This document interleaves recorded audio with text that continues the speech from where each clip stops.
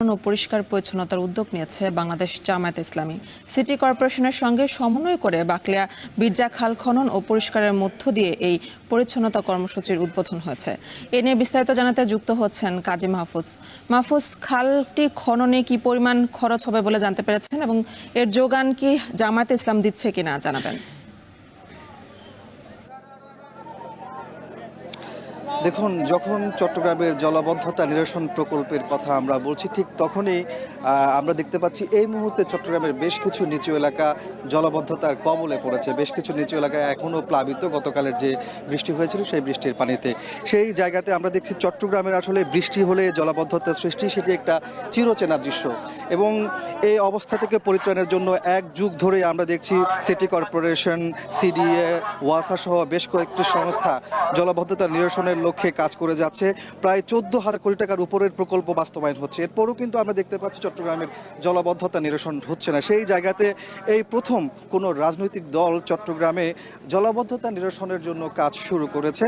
সেক্ষেত্রে তারা আজকের যে উদ্বোধন কার্যক্রম করেছে চট্টগ্রামের বীরজা খাল, এই খালটি মূলত 760 মিটারের দৈর্ঘ্যের একটি খাল, যার পুরোটাই কিন্তু একেবারে ভরাট হয়ে গেছে।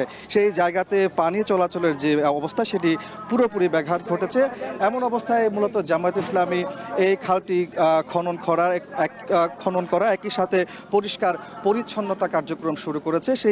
সেখানে মূলত চট্টগ্রাম সিটি কর্পোরেশন লজিস্টিক যে সাপোর্ট সেটি করছে। আমরা দেখতে পাচ্ছি আজকে এই যে একটু আগে উদ্বোধন হয়েছে, সেখানে সিটি কর্পোরেশন মেয়রও কিন্তু উপস্থিত হয়েছেন এবং তিনি জানিয়েছেন যে জামায়াত ইসলামের যে একটি উদ্যোগ সামাজিক দায়বদ্ধতা থেকে, সেখানে তারা সব ধরনের সাপোর্ট দিয়ে যাবেন। এবং জামায়াত ইসলামের নেতাকর্মীরা আমাদেরকে জানিয়েছেন যে এই কার্যক্রম অর্থাৎ এই খালটি 760 মিটারের দৈর্ঘ্যের এই খালটি খনন এবং পরিষ্কার করতে তাদের সময় লাগতে পারে 20 থেকে 25 দিন। এই 20-25 দিনের মধ্যে তারা পুরো খালকে পানি চলাচলের জন্য সচল করবেন।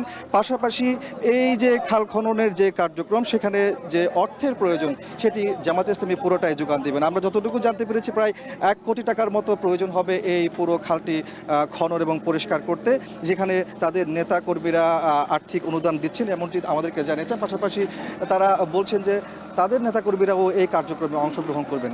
বলা যায় যে আসলে এই প্রথম চট্টগ্রামে কোনো রাজনৈতিক দল সামাজিক দায়বদ্ধতা থেকে চট্টগ্রামের দীর্ঘদিনের জলাবদ্ধতার সমস্যা সেটি নিরসনের লক্ষ্যেই মূলত খাল খনন কার্যক্রম শুরু করেছে এবং এই কার্যক্রম তারা ভবিষ্যতেও চলমান রাখবে এমনটি জানিয়েছেন। তো আমার কাছে ছিল চট্টগ্রামের বীরজা খাল খননের জামাত ইসলামের পক্ষ থেকে যে কার্যক্রম তার উদ্বোধনের সবশেষ তথ্য।